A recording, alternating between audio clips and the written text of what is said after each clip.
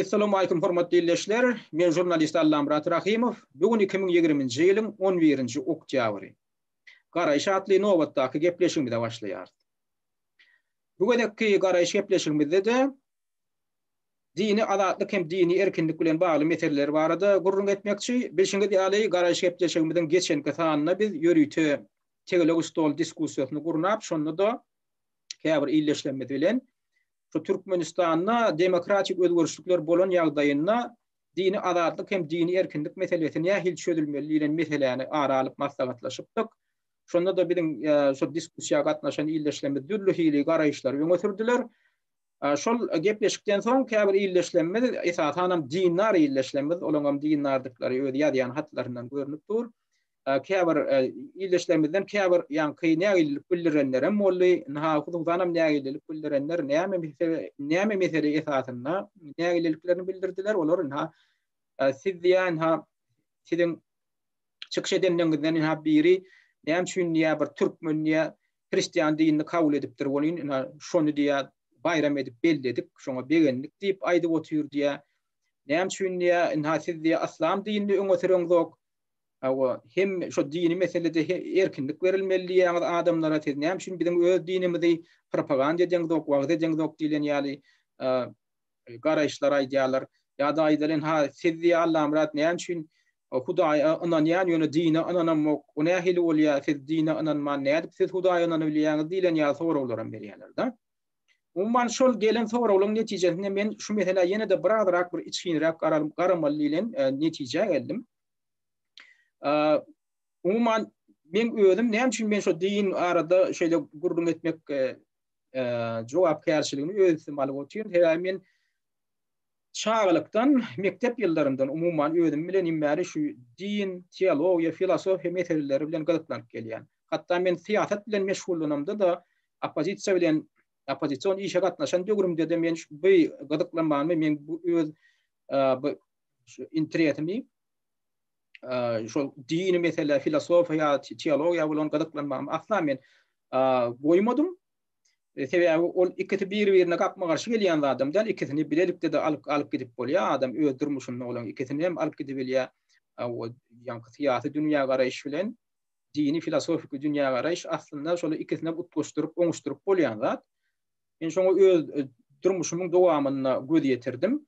Özüm hem şu özüm bilediğim märi şol bir ýerde Burhanyň terjimesi bar bolsa, şolaň hemmesini ýa-ni men özüm okap çykdym. Men özüm üçin çok gyzykly boldy. Şunda näme bar, näme ýok, şoňa düşünjek boldum. Sebäbi şu men özüm bilediğim märi men gören zadym, şol Burhanyň mukaddes Kur'anyň manasyna düşünmän, şonu wagt edip ýören adamlar bar da. Şoň üçin ayet töwürlerim alyp okuyanlar we okuyanlar we ýa tutup da şoň manasyna düşünmän asla Kur'anyň içinde näme bar?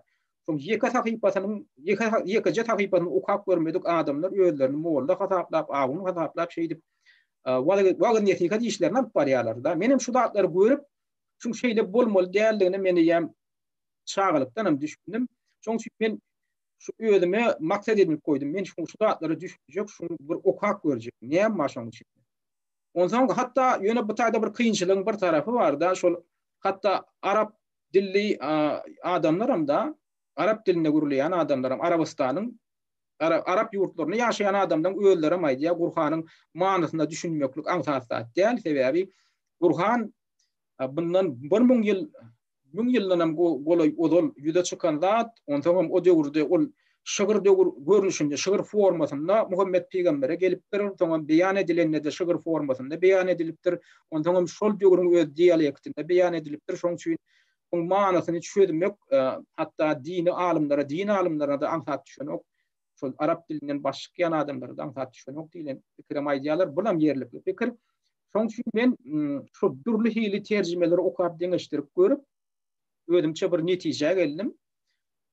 Ondan diňe bir men Kur'an bilen çäklenmedim. Men İncil'e öğrenip ýör, ondan Buddizm bilen ýa-ni Hinduizm bilen men gyzyklanyp olam içkini öğrenip ýör. Näme üçin? Eger şu datlaryň özüm men hakykatdanam dünýä garaýşymy giňeltdi. Men özüm öwrenemde bir dinler bolmak üçin ýa-ni öz filosofik dünýä garaýşymy giňeltmek üçin öwrendim. Men o kitaplara bir haýsydyr bir adamlar haýsydyr bir dine uydurmak üçin iýerilen gelen kitaplar hökmünde garamakda. O kitaplara men filosofik kitaplar hökmünde garaýan. O da öyle bilen sebäbi şolaryň içinde hakykatdan düýüp mazmuny filosofik many mazmuny bar. Inni şu käbirler soraýar da sen näme sen Buddhism ýa sen kim ýa sen Krishna ýitmi şey diýen gurrun wa diýerler da. Men hakykatdan şu dinden hemmesini öwrendim. İçine de girip çıktım men belli bir döwürde şu zatlar öwrenip ýörkem bir näçe ýyllap Hinduizme degişli gadymy Veda kitaplarını men terjime etdim. Terjimeçilik merkezinde de boldum şu taýda manah görnüşini men manah ýaly ýaşadym. Sebäbi o taýda şu kitapları, şu mukaddes kitapları terjime etjek bolsam, olaryň belli bir düzgünlerini ýerine ýetirmeli. Men şu düzgünlerim ýerine ýetirmeli boldum. O düzgünlerim nämeden ibaret? Şu manah ýa Sofya bolup ýaşajak bolan şu taýda şu kitapları terjime etmek üçin hem şolaryň şol talaby bar. Men o talaby men dogry hasaplaýan, sebäbi adam şolatlar özüne ulanyp görmän, sen o kitaplarda aýdylýan zadyň manysyna ýa-da şoň berýän netijesine de düşünýär. Ondan olam nähil talaplardan ibaret, ýani sen etimekden men saklandım, şondan berem men saklanyp gelýän, çilim çekmelläl, ara içmelläl o zatlara öz-özünden düşünüp, hatda çaýam içmelläl, sebäbi çaýyň düdüminde ýa kofeýň düdüminde kafein var, olam adamın ağına täsir edýän şol zatlardan saklanmaly. Umanyna şolar ýaly düzgünler bar, ondan ýanky ýyr turmaly, ýugunmaly, ardynmaly, ýanky täret kılmaly, diňe bir täret kılmagam diýär. Onuň tutuş bedeniň ýugunmaly, günüň dowamyny adyndan iki gerek şolar ýaly. Ondan edilmeli başga rituallar bar, ýanky meditasiýa diýdi, ondan mantra diýdi, dua diýdi, şolar ýaly nemelerim düzgünler bar da, şol zatlary men berja edip edil manah ýaly bolup men bir näçe ýyllap şol terjimeçilik merkezinde bolup ýaşap görüp şu taýda men bir näçe kitaplar terjime etdim gadymy Veda edebiyatından. Ol Veda edebiyatym gadymy ol edebiyatlar hatda Kur'an dünýä inmäke, Injil dünýä inmäke ýüze çykan kitaplar hasaplanýar akademik alimler tarapyndan hem olaryň gadymy sanskrit dilinde ýazylan, o sanskrit dilinde de häzir gurulýan halk ýok, edil latin dili ýaly ölü dil hasaplanýar, ýöne ol almy dille ulanýar. Ya onu edebiyatlarım saklanyp gelipdir. Şondan baş çykan adamlar şoly yani ruhu halipalar, alimler şonu terjime edýärler-de, türlü dillere terjime edýärler. Men terjime edemde ors dilinden onu türkmen diline terjime etdim. Şolardan bir 5 kitap teoria men terjime etdim. Ona men näme üçin şoňa gyzyklanma bildirdim. Men Gurhanyň daşyndanam. Gurhanyň sebäbi şol Gurhanyň öwrenip ýörken men bir zada göz ýetirdim. Şu öz ýurduny Islam dinine ýüze çykan sowapçylyk mektepleri, şoň wekilleri, şol Buddizmiň, Hinduizmiň filosofiýalaryny öwrenip öz praktikalaryna şol zatlar goşupdyr. Men şoň üstünden bardym. Hakykatdan hem şolaryny zikir etmek, ýa-ni aýdym atmak, Hudaý aýdym bilen wasp etmek, ýa şolaryň mena etim edikleri käbir tarikatlary bar da, käbir mektepleriniň wekilleri hatda etimekden saklanypdyrlar. Şolar ýaly zatlaryň bolan şu meňdeşlikler bar da.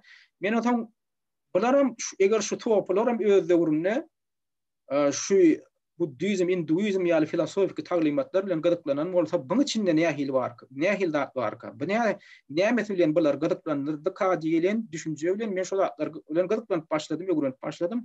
Soň hakykatdan hem köp zatlaryň jogabyny şu taýda men tapdym.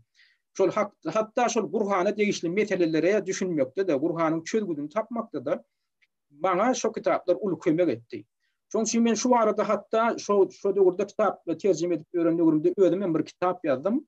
O kitabım Hudaý hakda, pelek hakda, bir hakda dil wagtlandyrylýar.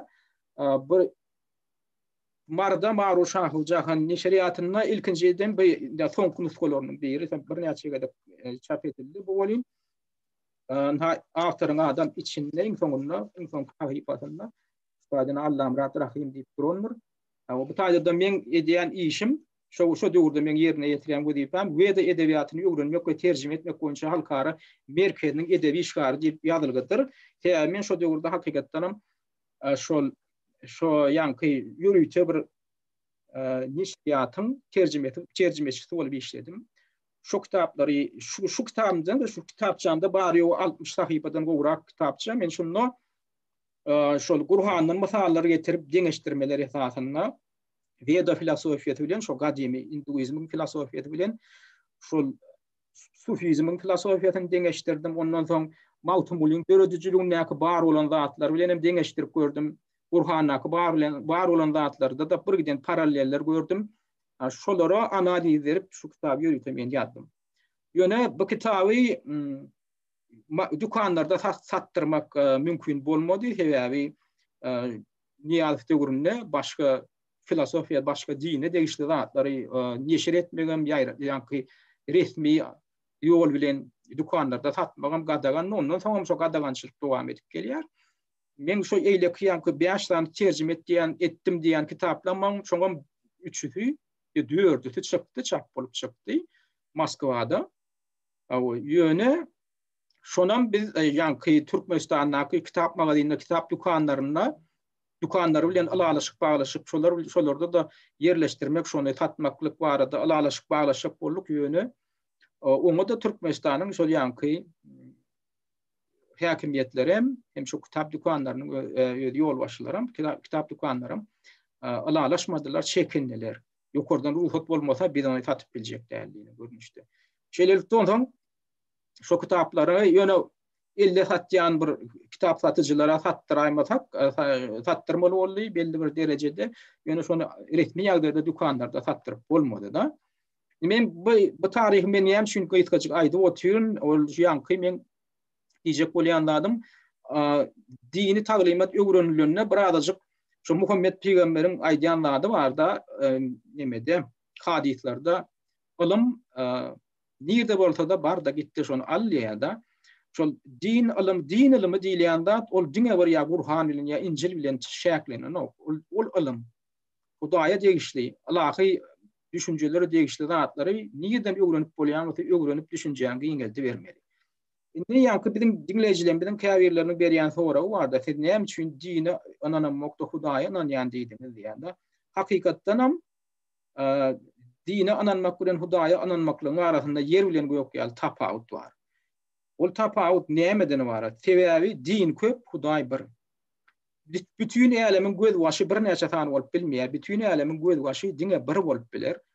Şol agly düşünjeli göz başam her ýurdun, her milletiň öz diline, öz ady bilen adlandyrylýar.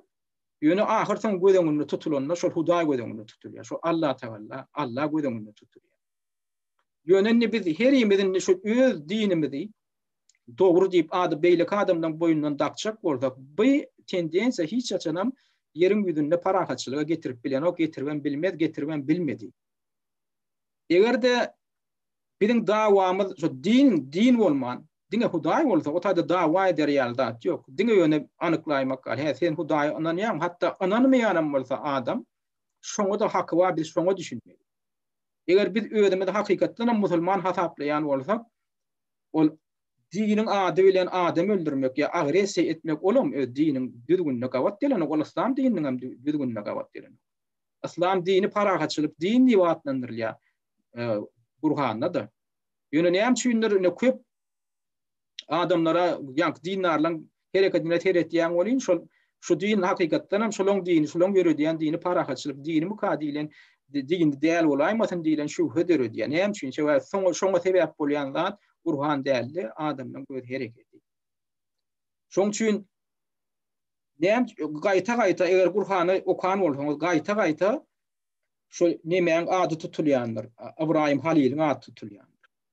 Ibrahim Haliliň ady peýgamberliň içinde Burhanyň agdalyp geçilýän 25 tane peýgamberiň içinde 69 gedek gaýtalanylan peýgamber bolup durýar. Ibrahim Haliliň ady 69 gedek gaýtalanýar Burhanyň. Näme üçin şonça gedek gaýtalanýar? Sebäbi şu Ibrahim Haliliň şu görkeden nusgaty hemme musulmanlary, hemme dinarlara nusga bolmaly zat hökmünde şol mygtalýar. Esasy diýilýän zat näme şu taýda Burhanda görkeden Ibrahim Haliliň nämesine ünsermeli diýilip görkezilýär. Seredin Kur'an-ı Kerim'in 3. suresinin 67. ayetinde şunda aydılya Ibrahim peygamber yani Yahudan bolon näl, Hristiyanan bolon näl, olya hanif boldy diye. Ödünü Hudaýa beren hanif boldy. Hemem olliya köp dinlilerin diýär. Köp dinlilerin hatarından däldi diýär. Neştaýda dürli hili şo bir terjime, şo bir süren, şo bir aýatyň dürli adamlar tarapyndan edilen terjimeleri getirilýär. Ýöne şoň hemmesiniň manysy bir meňde şuna Ibrahim Halil ýa Ýudeýem bolmany, Hristiýanam bolmany diýär. Ýöne ştaýda biri goşýan bir dinler adamdan biri terjimesinde musulman boldy diýip, musulman boldy diýilen söz ýok. Ol ýeke hudaýly boldy diýip ýazylýar. Hanif diýmek ýeke hudaýly diýmek. O taýda Allah uydu diýmek diýilen sözem ýok bu taýda. Dinarlar şonu terjime edenlerini Allah sözünden sokýarlar ýa musulman diýilen sözünden sokýarlar. Emma akademik terjimelere seretsek olya Ibrahim peýgamber Ýudeýem bolanlar, Hristiýanam bolanlar, ol hanif bolan, ödem diýä Hudaýyna berilen adam hükmüne hem köp hudaýly bolmadyk diýä. Diňleýän şu taýda ünsvermeli zat. Ibrahim peýgamberi köp hudaýly etmedik zat. Näme sebäp Ibrahim peýgamber haýhydyr bir dine uýan adam diýär, şonu görkezýär. Kur'an-ı Kerim'i ödem. Şonu ünsverim diýä, gaýta-gaýta da şonu tak geçýär. Ibrahim peýgamber musulmanam bolanlar, Hristiýanam bolanlar, Ýudeýem bolanlar, Buddistem bolanlar, Ibrahim peýgamber ýeke hudaýlyga uýan hanif bolan. Hudaýyň birligine, barlygyna uýan. Kutordy ol Ibrahim peýgamberiň döwründe ne arap dili bolan, ne islam diýen söz bolan, ne Allah diýen söz bolan. Ýöne şu Ibrahim peýgamber hakyky musulmanyň, hakyky dinlaryň ýerine ýetirilmeli, düzgün ýerine ýetirip näme edipdir? Şu Hudaýyň birligine göz ýetiripdir de şoňa uýupdyr. Diýmek şo döwürde musulman diýilen söziň ödem ýok bolsa, arap diliniň ödem ýok bolsa, islam diýilen söziň, Allah diýilen söziň ödem ýok bolsa, Allah diýilen sözem diňe Qur'anda ýüze çykýar. Ibrahim Halil, Ibrahim peýgamber intäk Qur'an, Injil, Tewratam ýüze çykmaka ýaşap geçen peýgamber. Diýmek şolam İslam dininiň wekili hataplanýan bolsa, hakyky peýgamber hataplanýan bolsa, onu şol Muhammed peýgamberden öňkü ýaşap geçen peýgamberlerin hemmesi, ýa-ni ýeke hudaýlygy wagt eden peýgamberlerin hemmesi dogry zat taqdim edipdir. Diýilen netije gelip çykýar. Ondan hadislerde Muhammed peýgamberden öň 124 000 sany peýgamberiň ýaşap geçendir aýdylýar. Ödem şolun hemmesinin İslam'ı wagt edendir aýdylýar. Qur'anyň içinde de Musa peýgamberim, İsa peýgamberim, Ibrahim peýgamberim, beýleki peýgamberleriň hemmesinin İslam'ı wagt edendir aýdylýar. Indi şu taýda esasy soraw näme? Şo soraw onu İslam näme? Eger arap dilem ýok döwründe, henir arap dili ýüze çykmaka İslam diýilen düşünje bar bolan bolsa, İslam diýen sözem ýok. İslam diýmek ýa-ni hakyky dogry ýol isen boyun bolmak, ýa-ni musulman diýmegem boyun bolan diýmek, ýeke hudaýa boyun bolan, ýeke hudaýa uýan diýmek. İslam diýmegem hak ýol. Allah diýilen sözüň ödem al-ilah diýilen sözden arap sözünden ýüze çykýar. Olam Hudaýyň 99 adynyň biri. Olam Hudaýyň diňe hilini görkezýär. Al-ilah diýilen söz, Allah diýilen söz, Allah'ı diýmek aňladýar. Allah'ı diýmegem ruhu diýmek. Ruh nerede? Hudaý diýilen zat, ruhu nerede? Şo düşünjäni bermek üçin Qur'ana giýirilen, Qur'anda peýda bolan söz şo. Indi onu alıp Hudaýa dakmaklyk hemem şul indi Hudaýy şundan başga görnüşde atlandyrýan bolsa adamlar olar ýalňyşda ýol bilen barýarlar, olar Hudaýa uýanoklar. Indi diňe biz uýa sebäbi şol Allah diýenen adyl olmaýar. Diýilen deliliň özünde öňe tutmaklyk ýalňyşlyk näme üçin? Men geçen kepleşiklerimizde de geçen kepleşimde de men belliäk geçipdim. Ýöne ýalňyş düşünenler bolupdyr şonda men aýtdym, ha aýdaly gün var. Asmanda bir dene gün görüp oturuyoruz. Ya ay var. Yine men aýtdym, yine bizim görýänimiz asman jetimleriniň içinde ay var, gün var. Bir dene aýdaly her millet öz dilinde atlandyrýar. Günü biz gün diýäs, orslar sonsa diýär. İnglisler san diýip otur. Inni ýöne gün bizim hemmemiz üçin şo bir gün, şeýle däm. Biz şo bir günü gödäňne tutýar. Biz şoňa gün diýetegem, sonsa diýetegem, san diýetegem, Biz şo bir günü gödüňünde tutýar. Indi şo günüň adynyň üstünde dawa etmeklik yerlikli mi? Aňly düşünjeli adamdan etjek dawasyny. Edil şolar ýaly Hudaýyň ad tutulanna Hudaýa Bogdy, Hudaýa Tanrıdy, Hudaýa Yehova di, Hudaýa Allah di, ya başga adlar bilen Hudaýyň adyny ýönesen şo bir ýokarky bir Hudaýy, ýokarky Tanryny gödüňünde tutýan bolsaň. Onda sen onu dogry zat aýdýan. Onda sen şo bir zady gödüňünde tutýan. Bu taýda dawalaşar ýaly hiç il esasy ýok. Ýöne adamlaryň dawa edýän meselesinde ünsürýän bolan näme esaslanýar? Şolar ýaly terminden arasyndaky bar bolan tapawutlary esaslanýar. Indi indi musulmanlaryň ýene bir dawa edýän zady bar. Biziň diýä dinimiz iň soňky din, şoň üçin odolky dinden hemmesiniň güýji ýatdy diýe. Odolky dinden hemmesiniň güýji ýatdy diýilýän zat Burhanda ýok. Şol ýalan gurruk. Onuň toslap tapýanlar diniň fanatikleri, sektantlary. Onuň näme üçin edýärler? Şol öz uýan dinlerini hemme adamdan boýundan dakmak üçin edýärler. Siziň diniňiz öz güýjüni gutordy. Indi diňe hakyky din biziňki bolup galdy. Indi olar näme salgylanyar? Burhanyň diňe bir sürözünde bir ýekece bir söz bar. Näme men görkedeýin. Burhanyň Al-Ahzab diýen sürözünde 30-njy sürözüniň 40-njy aýatynda ine şular ýaly ine 40-njy aýatyny şular ýaly söz ine bu taýda latin harflary bilen ýazylan ýöne arap sözleri. Şuňky sözlerden içinde bir söz bar. An-nabinadi. Muhammed peýgambere degişledilen bir söz bar. An-nabina. Ne bu taýda nähil terjime edilýär? Şu aýatyň özi. Şu aýatda aýdylýar. Muhammed peýgamber diýär, siziň hiç biriňiziň diýär ýan ýollaşyňyzyň kakasy bolan adam däldir diýär. Muhammed peýgamber onda kimdir? Muhammed peýgamber Allahyň wekildir, hemem proroklar, hemem diýär peýgamberliň möhürüdür diýär. Bu tordy. Indi şuýda bir dinlar adam terjime edende skopkany açýar da goşadyrnaň açyp goşadyrnaň içinde bir ýa açýar da ýaýyň içinde iň soňky peýgamber diýip özünden goşýar. Teredik görüň iň soňky peýgamber diýilen söz şuýda ýok, asyl manasynda şuň asyl nuskosynda iň soňky peýgamber diýen söz ýok bolýan. Dinarlar terjime edende şonu goşmaça goşýarlar. Peýgamberliň möhürü diýip bar. Indi aşakda akademik terjimelere teredik görüyorum. Ne şuýda akademik terjimelerde şuýda hiç ýerde iň soňky prorok diýen, iň soňky näme diýen ýokdur. Şu taýda teredim da Muhammed peýgamber siziň ýan ýollaşyňyzyň, siziň äärleňiziň hiç biriniň kakasy däldir diýe, ol diýe diňe diýe Allahyň wekilidir. Hemem peýgamberliň möhürüdür diýe. Bu tordy. Iň soňky peýgamber diýilen söz ýok şu taýda. Hemme terjimesini seredip görüň alimler tarapyndan edilen terjimelere, dinarlar däl alimler hemmesinde de diňe bir zatdadyr. Şu taýda ine Peçat Prorokov diýen söz bar.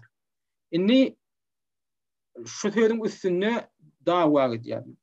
Möhür basılan peýgamber diýmek da peýgamberlerin içinde möhür basılan peýgamber diýmek näme? Şonu men arab işler bilen maslaga edip gördüm da şuň nähil manasy bar.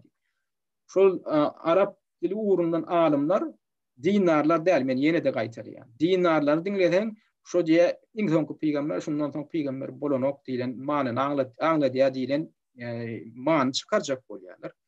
Emma alimler diňlesen arap dili uğrundan lingwistler diňlesen olar aýtýar möhür basylan diýmek şu taýda şu söz an-nabina diýmeklik diýe şuňa diýe pata berilen Allah tarapyndan oňlanulan peýgamber diýmek aňladýar. Ene plany möhür basypdyr diýmek näme diýmek adaty dilde. Möhür basypdyr diýmek şonu tasdiklapdyr diýmek aňladýar. Allah tarapyndan tasdiklanan peýgamber diýmek aňladýar, möhür diýmek.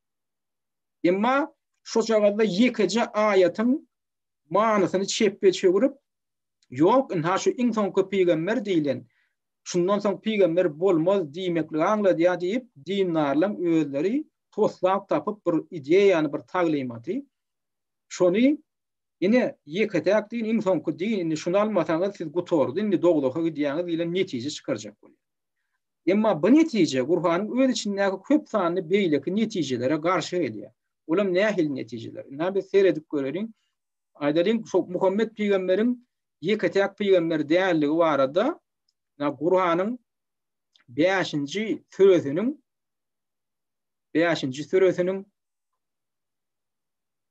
19-njy aýatynda näme diýilýär?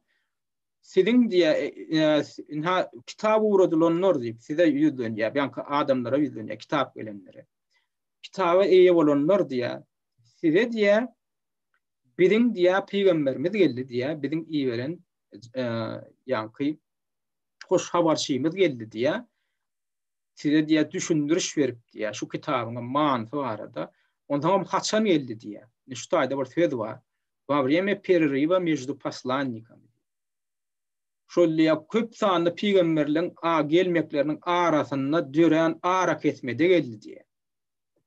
Inser görüň vavremye pereriva diye. Şo büyük şogluk döredi peýgamberler gelip otyr şolaň arasynda dören bir ara kesmede ýene bir peýgamber geldi diye. Ara kesme diýmek bir zat dowam edip dur, şoň arasynda bir büyük şogluk döreýär. Şo taýda da bir waka bolýar. Şo taýda da ýene de birini iyi berýär. Şeý diýmek bilen Muhammed peýgamberi idene mühür basyp iyi berdik. Ine şu biziň hakyky peýgamberimiz. Şu asl peýgamber. Ýöne şu peýgamberleň gelmeginiň arasynda dören bögüşeklükde geldi. Şeý diýmek näme diýmek? Ara kesme wagty geldi diýmek. Ýene de şo prosesiň dowam etjekdigine, şoň etjekdigini görkezýär. Şunu görkezýän ýene bir neme bar, süre bar.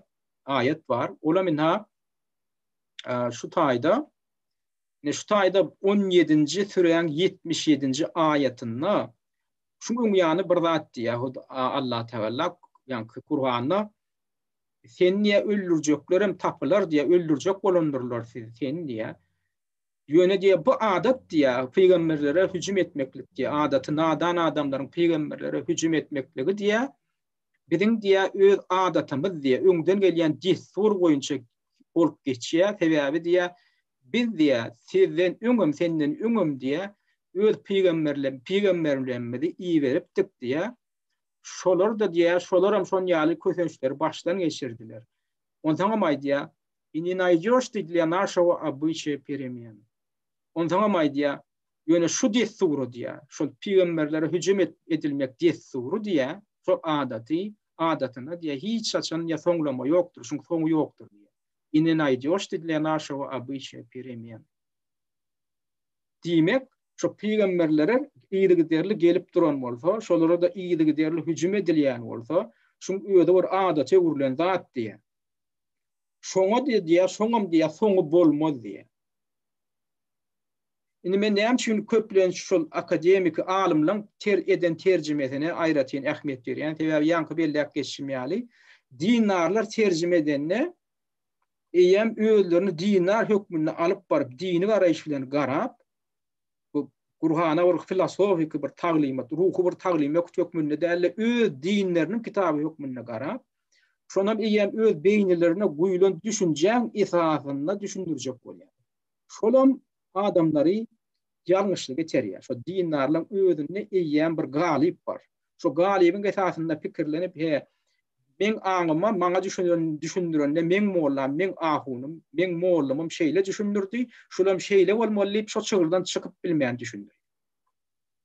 Şeýitmek bilenem ana mühür basylan peýgamber diýilen ýerde iň soňky peýgamber diýen netijeni çykaryp otyr. Bolmasa şo söz ýok.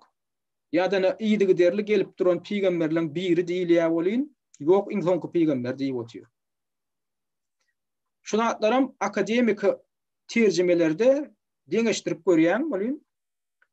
Şu akademik taýdan, ýa-ni almy taýdan edilen terjimeler has bir hili obyektiv bolup görünýär. Dini adamdan eden terjimesinden.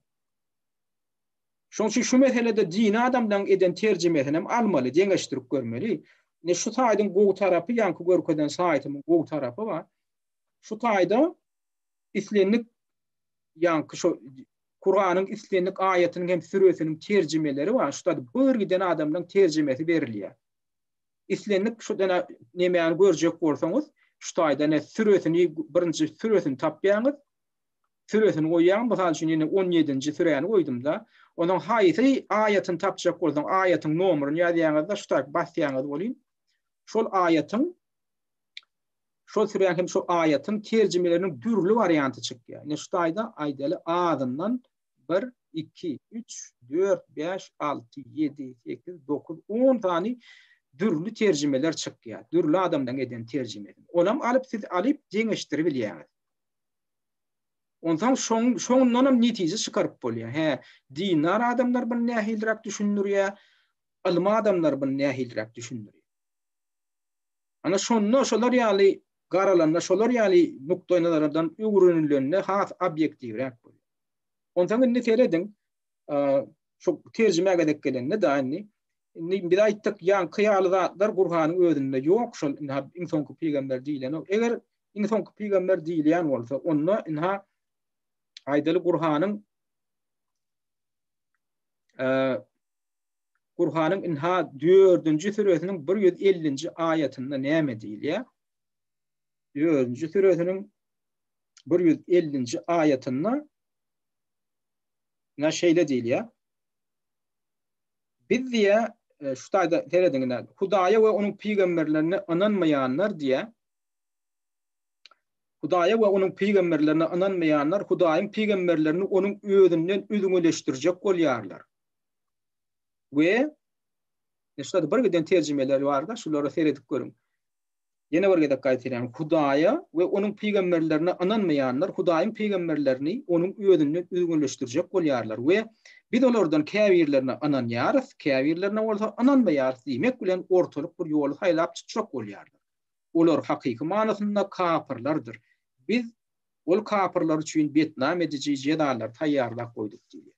Neştaýda 150-nji hem 51-nji aýatlaryny aýdylýar. Neştaýda 1-nji bölüminde ýanky söz bar. Biz olardan käbirlerine ananýarys, käbirlerine bolsa ananmaýarys diýmek bilen ortak bir ýoly saýlajak bolýarlar diýe. Soňra ýerdimden aýdýar, şolar kimler? Şol adamlar diýe. Şol adamlar. Biz diýe olar diýe hakyky manasynda kafirlardyr diýe. Şutaýda ýazylýar. Ýawlaş polniny niweruşmy. Biz olar o kafirlar üçin betnam edici jedalar taýýarlap goýdyk. Şol görýäňizmi? Ýene bir gedek şunu üns bermeliler. Edem şolar ýaly aýatlar gaty köp Kur'anyň içinde. Peýgamberleriň arasynda diýe fark goýjak bolýan adamlar bardyr diýe. Biz diýe bir peýgamberi kabul edýäs, beýlekini kabul eden ýok diýe. Ana şolar kafirlardyr diýe. Sebäbi olar diýe özleriçe ýol ýatajak bolýarlar. Diýmek onda hatda Muhammed peýgamberi alan etdiň şona men beýleki peýgamberlerden has farkly peýgamber, şu aýratyn peýgamber diýip öňe sürmekligiň özi eýýäm, şoň ödem kafirlik, şoň öde şirk getirmek Hudaýyň taglimatyna. Şu zatlaram dini adamlaryň içinde, ulamalaryň içinde, teologlaryň ýa alimler diýilýäniň içinde şunday şeýle açyk düşündirýänler ýok, düşündirseler hem ýanky zatlara göz ýumýarlar. Şonu agdan oklar. Ya edilen şolar ýaly başga da bir türe bar, oňa da garap geçerik. Şu pikir gaýtarýan ýene türeler bar. Aýdaly, ne 4-nji süreň 150-nji aýatynda näme diýilýär? 4-nji süreň 150-nji aýatynda aýdylýar, Hudaýa we onuň peýgamberlerini ananýanlar hemde olaryň arasynda hiç ýyly tapawut goýmaýanlar, onuň serpaýyna munasip bolarlar diýip aýdylýar. Ne orçasında da o kap görüm.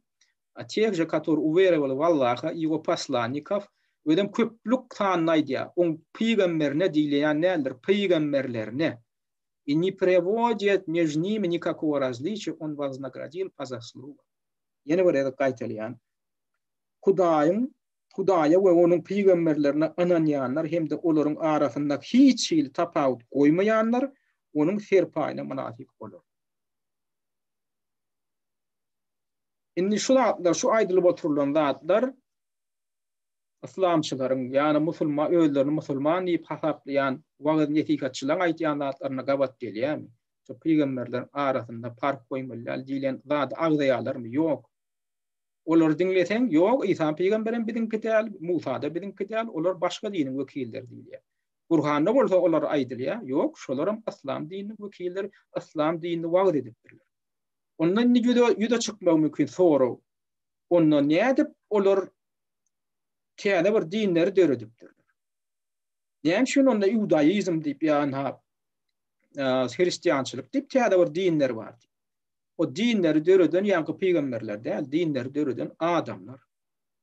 Yankı yal toslap tapyan, şu mukaddes kitapların manasını toslap çeppe çeviriyen dinler tulmaklar, dinleri dörüdüyeler. İsa peygamber hiç açanım yere gelenle, vaat edenle din öğretecek olup can etmedi. Musa peygamberim din öğretecek olup can etmeyendir. Dine adamlara talimat veriptir. Muhammed peygamberim din öğretecek olup can eden o. Musulman dini deyip din öğretim diyen o. Men bir hudaylığı getirdim. Men Abrahim Halil'in, Abrahim peygamberin uyandadını getirdim. Olnam neyme uyandadı? Ol Hanifim. Yeka hudayın bardığını hem birliğini oynadı. Ondan sonra iman getirmekliğin düzgünleri var da. Şonda da şu musulman smoklar neyme diye. Kur'an'da barda daydanoklar. Olar aydiya iman getirmekliğin talaplarından biri hudayın birdığını hem barlığını ikrar etmek. İkincisi hudayın periştelerini ikrar etmek. Üçüncüsü hudayın peygamberlerini ikrar etmek. Peygamberini değil.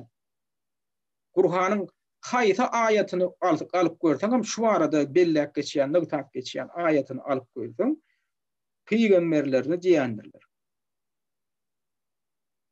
Şu tayda bir peygamber diyen nedir? Men yanım görkedik geçtim. Şu peygamberlerin arasında park koymalı. Tebebi neyim şu? Tebebi şolan getiriyen taglimatı. Bir hudaya görür diye. Bir hudayın bardığını, aslında huday diyen konsepsiyan bardığını düşündürmek şolan maksadı. Ama dinleri diyenler neymi diye? Dinleri diyenler şu Kur'an'ın içindeki bardağı çeppe çeviriyorlar. Şu manasını yoyuyorlar da yok zatları diyorlar. Olam neyim etmek için o da olup şu bir hudaylığı ananıp veren adamlardan, şu talimatlara uyup veren adamlardan özlerini farklandırmak için ediyorlar. Size ayratin, bir de ayratin. Olam ne edip dörüdük oluyor? Bizim peygamberimiz ayratin peygamber sebebi şey deyiliptirlerine hudaya, yani hudayın birliğine bardığını ananmalı, hudayın periştelerini ananmalı, o zaman hudayın peygamberlerine değerli peygamberine ananmalı deyiptir deyip yalan söyledi yani. Peygamberlerine. Şimdi şu avratta yine de bir neme var. Bellek geçmeli hatta köp neme var. İkinci Süren 285. ayetinde neme değil ya. Ne? İkinci Süren 285. ayetinde bir onun diye Allah'ın ya da onun beylik bir peygamberlerinin arasında tapavut koymayar diyen söz vardır.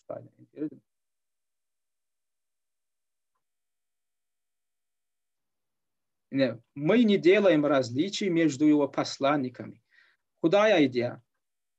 Bir de iman getirenler nehil adamlar diye. Onlar neyme diyorlar diye. Şu bir de iman getirenler şey diyenler diye. Они говорят, мы не делаем различий между его посланниками.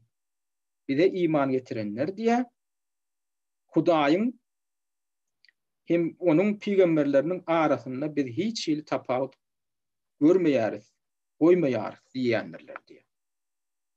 Şol bizim görüp gören köp musulman diyenler bizim aydiyanlarına kabat deliyemi. Şol adamlar şu iman getirdik diyen adamlar diyem şu söyledi. Biz onun yani Allah'ın ya da onun beylik bir peygamberlerinin arasında tapavut görmeyeriz diyenlerdir.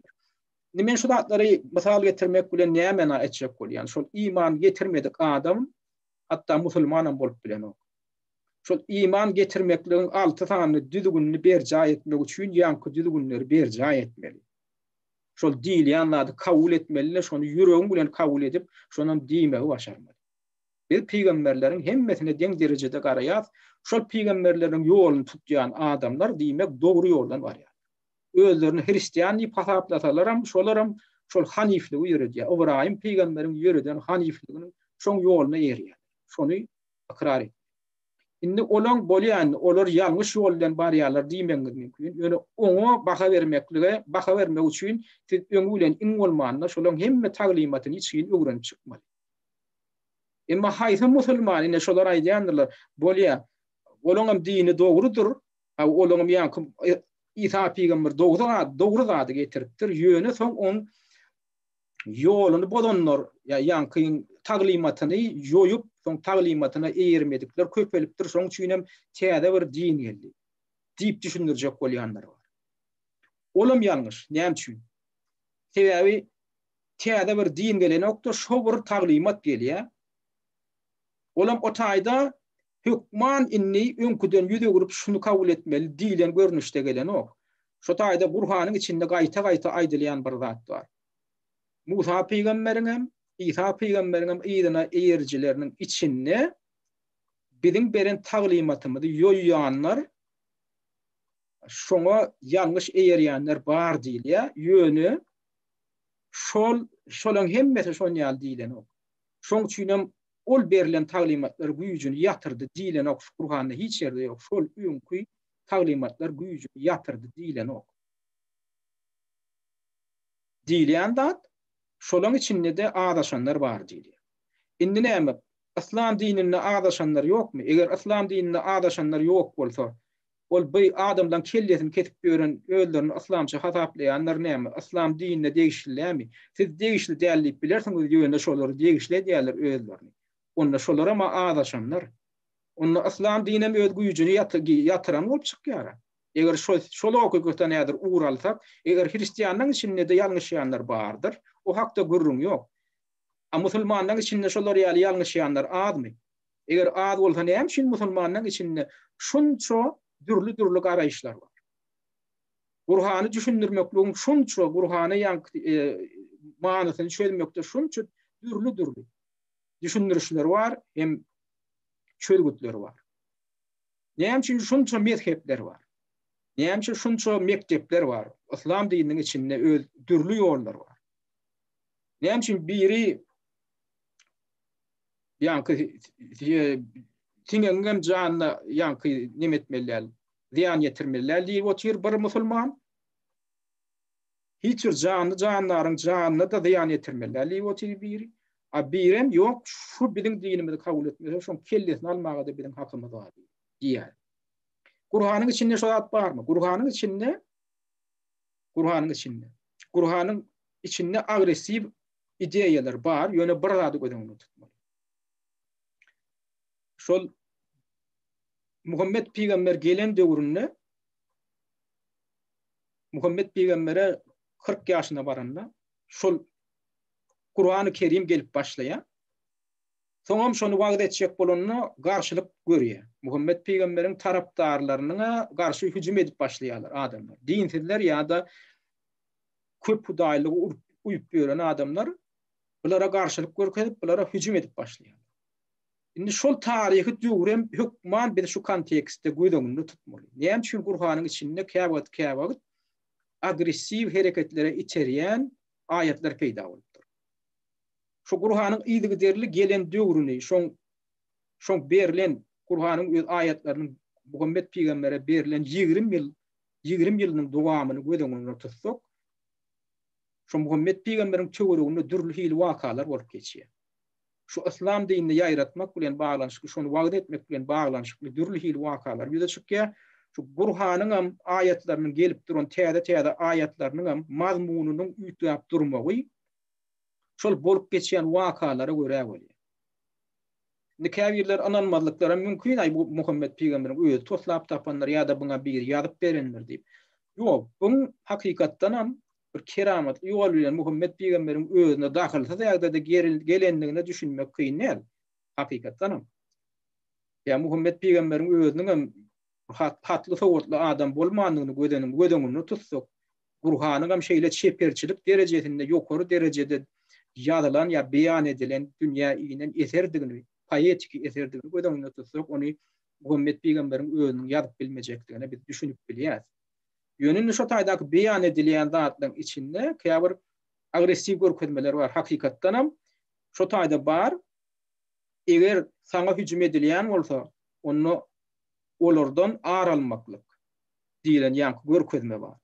Eger size hüjüm edýän ýanky kafirler, hudaýsyzlar hüjüm edýän bolsa, siz hem olara garşy gadaply gılç bilen garşy durmagy, hüjüm etmäge hakyňyz bar diýilen ýaly ayetler bar da. Inni şu döwrüň ýagdaýy gödeňinde tutulup şol peýda bolan ayetleri biz yine de şu taýda biziň döwrümizde 21-nji asyrda da ulanmalymy şonu. Şonu gollan etmelimi ýa-da şol tarihi kontekstin içinde seredip bu ayetleri biz häzir ulanyp bilemiz ok diýmek. Şunu düşünmek üçin ullakan bir alim bolmakluk, bir dana bolmaklygyň geregi ýok. Ýöneköý bir doguky pikirlenip bilýän adam bolmaly. Diýmek şu taýda kontekstin, şu tarihi kontekstin nukta nazaryndan seretmeli. Eger biz häzir biziň dinimizde bir de sehel agresiýa görkezýän adamyň bir kellesini almaly bolsak, onda ol nähili netije getirip bilýär. Diýmek onda bir de häzir asla aýdal islam dinini wagt etjek bolsak, bize de bir garşylyk görkezse, ýa-da haýdaly haýwat atsa, bizem näme gyljalyp şoň kellesini kesmeli mindi, ýanky ayetlerden uğrar. Ýok. Şoň üçin şu taýda häzir islam dininiň içinde de näme üçin dürli toporlar diýer. Ýa-ni öz kellesi bilen pikir edip bilýänler bar, bir nähili praktik taýdan pikir edip bilýän musulmanlar bar. Olar aýdýar ýok, bular ýaly ayetlerden düzgünleri biz häzir ulanyp bilmez, ulanmaly däldiýärler. Yer, şer, tem tarihi ýanky ýagdaý diýilen bir düşünje bar da. Şondan uralmaly diýerler bular. Emma soň ýakyn tarihte Wahhabizm akymy ýüze çykdy. Wahhabistleň ideýasy näme? Salafiliň ideýasy näme? Olar şu Burhanda nähili, näme aýdylan bolsa, şoň galany gyrkman edir şu duruşuna almaly, şonuň şu duruşuna ulanmaly diýilen düşünjeden uralýar. Ana şolar ýaly adamlaram häzirki wagt şu islam hereketi diýilen igil hereketi diýilen terroristik hereketleň düzümine girýän adamlar şolar. Şol wahhabistik salafi ideýalaryndan uralýan adamlardan durýandyr şu häzirki soňky döwürde ýüze çykan terroristik guramalar, Al-Nusra bolsun, ýa aýdaly Al-Qaida bolsun, şoň aňarsynda heredip görüň şol ulanýan ideýalaryny, ideologiýasyny seredip görüň, ýa-ni igil bolsun, şolaň aňarsynda ýanky ýaly Wahhabistik ideýa, ýanky gylanyr şu Burhanda näme diýilen bolsa, mundan 1000 ýyl odalam diýilen bolsa, edil şu duruşuna ulanmaly. Biziň diýenimizi kabul etmeýän adamlary, beýleki diniň wekillerini biziň öldürmäge hakymyz bar diýilen düzgünden uralýar. Ana şunu özi bologoýçuluk türedi. Şoň üçin men näme üçin bu tema ýene şeýle içkin dolanyp gelip şunu täzeden bir analiz etmeli diýilen netije geldim. Sebäbi şu meselede biziň illeşlemimiň Türkmenistany watandaşlarymyň arasynda da köýrek bilen uyup ýanky ýaly düşünjäni kabul edýänler bar. Ýanky ýaly ekstremistik düşünjäni kabul edýänler bar. Geljekde şolara aýdaly ýugurtda häzir ýuguruşyp ýüze çykyp birazjyk erkinlik berilse, olaram ýanky ýaly bir agresiw ideýalaryny jemgyýete ornaşdyrmak üçin jan ederler, ol hakda gurrun ýok.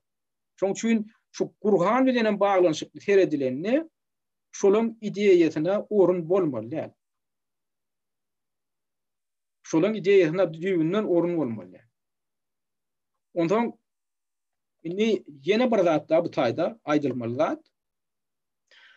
Umuman şu islam dininiň ötüşiniň dowamyna has bir liberal belli bir döwürde, taryhyň döwründe has bir liberal adam insan perwerlikli hereketler islam dininiň içinde ýüze çykan. Näme üçin adamlar şolardan görülenmeli? Mesal üçin men näme üçin ýanky men geçen gede ýanky birazjyk mundan öň belläp geçipdim ýanky. Gadim döwürde islamyň döwründe, ötüşiniň döwründe sufistler ýüze çykyp, sopular ýüze çykyp, dürli hili filosofik taglymatlary öňe sürüpdirler diýip men aýdyp geçipdim da. Şol adamdan şol ideýalar bar, şol sopulaň öňe süren ideýasy häzirki radikal ideýalardan has tapawutlanýar, özüniň insan perwerligi bilen tapawut. Şol mektepleň wekilleri häzirem bar, ýöne häzir sopuşluk mektepleriniň ideologiýasy taglymaty gaty ösen populär däl, gynansak da ýöne şol 9-njy asyrdan başlap islam dini ýaňy gelen wagty şoň eýem aradan bir asyr geçipmäke sufistik taglymatlar ýüze çykyp başlaýar. İslam dininiň özünde. Indi olar näme bilen tapawutlanýar? Olar özlerini ol taglimatlagan wekiller iderlanan.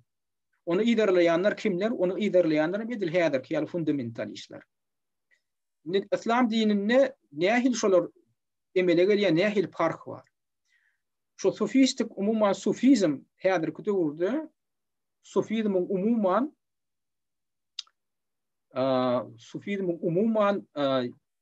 16 tane mektebi bolon dil pasaplanýar. Ine şu 16 tane mektebiňem ine şu taýda sanawy var. Ine şu taýda birinji tütünde görýäniňiz şolaň ady, olaň adlary mina aýasylar, badawlar, bektaşylar, bu taýda orça ýazylanlar, ýöne türkmençe aýdylanlar, galanlarlar, kadyrlar, kubrawlar, mewlewler dilip ine bir giden Naqşbendiler, Nimatullular, şular ýaly adlar var. Indi bu adlar näme bilen baglanşykly? Bu adlar esasan şol taglimaty döreden soplan mollumlaryň ady bilen agla başgalar bilen baglanşykly. Indi şu taýda asnawatil ýa şol büýügün tutan, şu tarikatlaryň büýügün tutan şol ýa keramatly adamlaryň, alimlaryň adlary şu taýda getirilýär. Indi şu sopçuluk taglimatlary esasan nirelerde ýaýran. Ne bu taýda da inni kütünde görkezlen. Ne şu ýurtlarda ne şu ada agdalyp geçilýän sopçuluk mektepleriniň, tarikatlarynyň düzgünleri ýa taglimatlary ýaýran. Hatda ine käbir ýerlerde Hindistana çennem şo baryp ýetipdirler. Galanlarlar diýlen nemede neseret Besirde de var, Siriýede de, Hindistan'da da var. Yine bu taýda da aşağıda da ine Çişdiler diýip bir sopçuluk akymma şolonam taglimaty Hindistana çenli ýetip şo taýda da ýaratdyr. Ýa-da haýdaly suhra berdiler diýlen nemede de tarikatynyň musulmanlarynyň wekilleri Hindistanda ýaşaýarlar. Häzir şo taglimat şo taýda ýadyr. Dowam edýär diýme. Indi şu taýda tarikat da şol tarikat sözi Kur'an'da duş gelýän söz tarikat diýen söz, şu ýol diýen söz. Şonam şo soplar alypdyrlarda öz ýollaryny döredip inha biziň ýolumyzyň ady aýdaly ýasawlar diýip adlanýar. Hoca Ahmet ýasawy ine Merkez Aziýada döreden sopçuluk ýoly ine aýdaly ýasawlar ýa aýdaly Naqşbendiler. Olar Merkez Aziýada dören Horezmde dören sopçuluk akymynyň tarikatyny bir görnüşi. Olar özlerini tarikat diýip adlandyrýar. Näme üçin? Şol her mektebiň öz boluşly praktikasy bolan topulan. Olar hem şu bir-birlerinden nämeler ýankyýal düzgünleri hem Kur'ana düşünüşleri umuman Hudaý baradaky taglimata bolan düşünüşleri bilen bir adawlyk tapawutlanýarlar. Hem ibadatları bilen tapawutlanýarlar. Şoň üçin olaryň öz şol mekteplerine biziň tarikatymyz diýip adlandyrýar, oňa da ad goýýar. Ondan bu tarikatyň içinde de halipalyk şägirdlik zanjyry bar. Olaram ýa-ni öz mollum, ustad öz okuwçysyna pata berip, ondan mollum ýaýarlar da şeý diýip şol zanjyr dowam edip gelýär. Ýani käbir mekteplerde, käbir tarikatlarda şol üzülipdir. Käbir tarikatlarda şu gün küne çennem dowam edip gelýäni aýdylýar. Ona ol düzgüne de silsile diýilýär. Silsile diýmek halipadan şägirde geçirilýän bilim, şo proses. Halipan öz okuwçysyna, talibine pata bermek prosesi silsile diýip adlanýar. Ana şolar ýaly mektepler häzir hem hatda Özbegistanyň territoriýasynda da bar. Naqşbendiler aýdaly ýa ýasawlar nemeleri mektep tarikat ýeniden bar. Eýranyň territoriýasynda da sopçuluk mektepleri ýa tarikatlar ýeniden dowam etdiler. Başga da köp ýurtlarda bar. Ýöne şu orta asyrlardaky ýaly gaty ösenýär. Indi bular näme bilen tapawutlanýar? Adaty musulmanlarda. Bular şeriat ýoluna eýeren oklarda tarikat ýoluna eýer. Şeriat ýoly bilen tarikat ýolunyň näme tapawuty bar? Şeriat ýoly ýani biziň fundamentalist şu İslamyň fundamentalist taraplaryny gödüňünde tutanlar. Şu körlük bilen şu hukmanyna şu düzgün bolmaly eýerýän zatlar bar. Nädip täret edilmeli? Ýüzüňi ýerek ögürüp namaz okumaly. Kelden galaňaç bolmaly, kelden galaňaç däl bolmaly. Şular öz ýerilen şeriat düzgünleri bar. Olam musulmançylygyň dürli mezheplerinde bir adajyk tapawutlanýar. Ýöne şol umumy halk köpçüligi tarapyndan bir kabul edilen şol düzgünler ana şo şeriatyň düzgünlerini ibaret edýär. Indi tarikatçılar bir soğupular näme diýär? Soğupular aýdýar. Umuman Hudaýa gowuşmaklygyň, Hudaýa ýetmekligiň diýär 9 sany stadiýaty bar, 9 san derejesi bar diýär. Onum iklimler diýip adlandyrýar. Soğupular. Ulam soğupulan käbir mekteplerini. Magtumul Pragam öz goşgularyny käwat agrak geçýär, iklim diýen söz. Mahal üçin Magtumuli öz şygyrlaryny, öz poeziýasyny hakykatdan şu soğupuçylygyň filosofiýasyny gaty ýürekden kabul eden adamdy görünýär Magtumuli. Şonda da köp bilen şu soğupulara mahsus, sufizma mahsus sözleri, terminleri ulanyp, düşünjeleri ulanyp goşgu ýadypdyr da. Aýdaly şoň süýgü temasyna bagyşlanyp diýilen temalary köp bilen şu ferk görýän bolýan, Hudaýa bagyşlanan temalar bolup çykýar. Her näçe şu geňem bolsa. Ina aýdaly näme sen goşgusyny alyp koýar. Asla seni görmemişem dildarym, gumrum sen bilmesen näme sen diýär. Men seni göremok diýär. Eger o hakykatdan bir aýal maşgala hakda gurrun edýän bolsa, o näme üçin men seni hiç geçenem göremok diýme de, ol görýändir aýda illa bir gele. Emma Magtumul aýdýar, asla seni görmemişem dildarym. Şey diýmek bilen, şol dildarym ýa sahip cemalym diýip Hudaýa ýüzlenýär. Magtumulyn goşgularyny tabiat häkimetde gurunda ýyllarynda düşündiren edebiýatçylar bunu bütünlüğü tersine düşündürdüler. Şu taýda Magtumulyn töýgü poeziýasy diňe adama paýdadyr bir aýal maşgala, bir denana bagyşlanan diýip düşündürdüler. Emma soňra kötegürde şoňa için analiz berip, şoň hakykatdan hem şol töýgü poeziýasy, töýgü temasyndan ýalan goşgularyny köpesini Hudaýa bagyşlanyp, Hudaýam bir gözel sapatda suratlandyryp şoňa ýüzlenýändigini eýem aýdýanlar bar. Menem öz geçiren barlygyny, meni şu kitabym ýa-da görkeden kitabymda da men şu barada aýratyn durup geçýän Magtumulyn hakykatdan hem töýgü temasynyň agla we böleginiň Hudaýa bolan töýgüge bagyşlanan. Men bunu näme üçin aglaýan sebäbi şol has progressiv aslamyň has bir progressiv görnüşi taglimat hökmünde ýüde çykdy orta asyrlarda şu sufizm filosofiýasy. Şondan hem bizim klassik şahyrlaryň köp täsirlerini, hatda Döwlet Mähmet Azady ine Magtumul Pragyň hem kakasam şondan täsirlenir. Şolan aýdaly wagdy Azad adly poemasyna Döwlet Mähmet Azady aýdýar. Şerigatyň düzgünlerini inkar edip aýdýar da. Bir köngül ýykmaklyk diýär. Bir köngül ýykanyňdan ýa käbäni ýykanyň has goýudur diýär. Balam diýip ýanky ýüzlenýär. Bir köngül bir adamyň köngülini ýykanyňdan ýa baryp diýär musulmanyň tagdim edýän käbäsini ýykanyň goýudur diýär.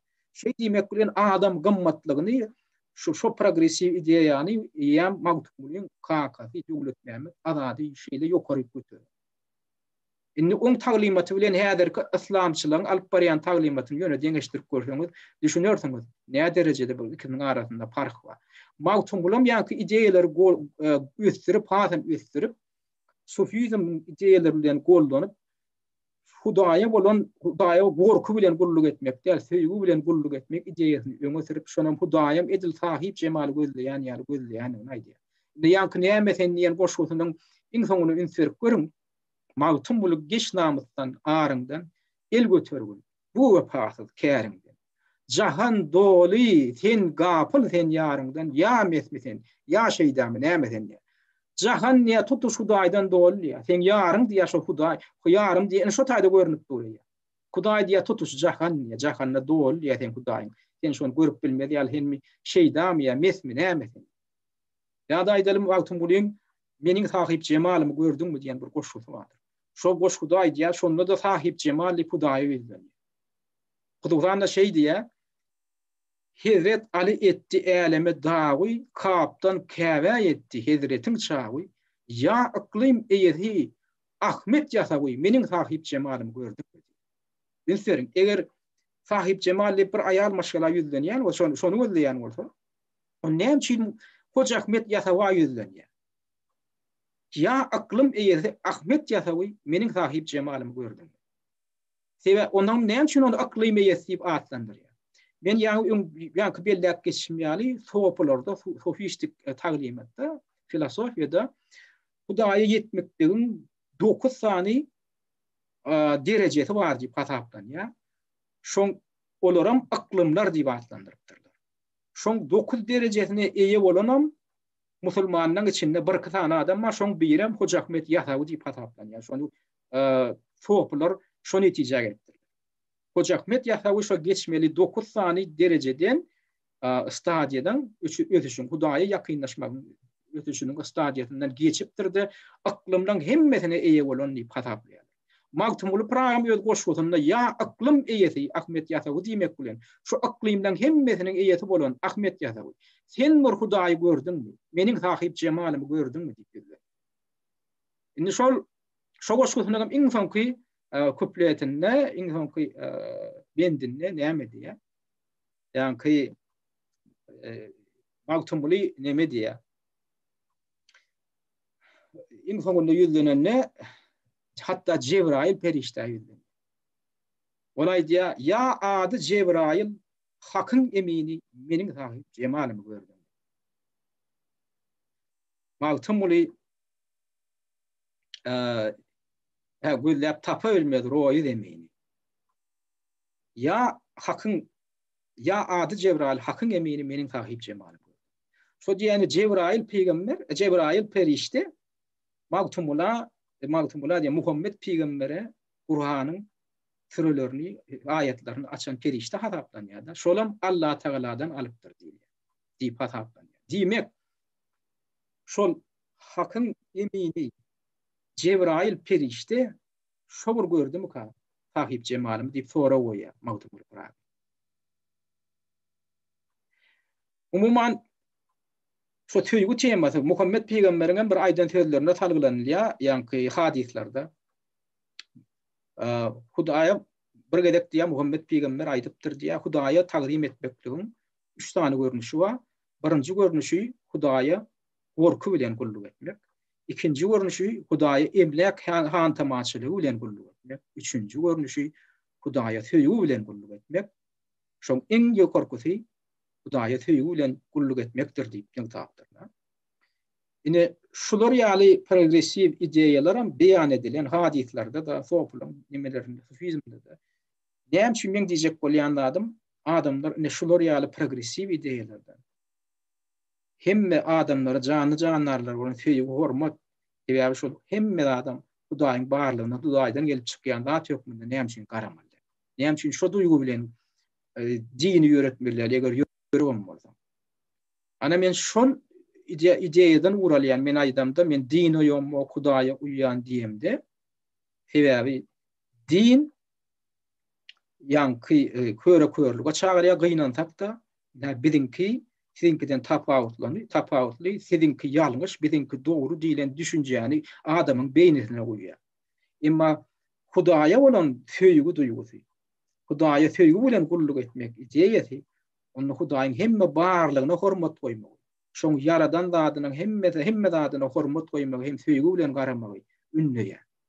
Şoň bilen tapawutlanýar, ýani Ibrahim peýgamberiň Haniflaň göreden ýoly bilen, ýa Sowapyň göreden ýoly bilen şeriatyň düzgünlerini köre-körlük bilen uýup görün.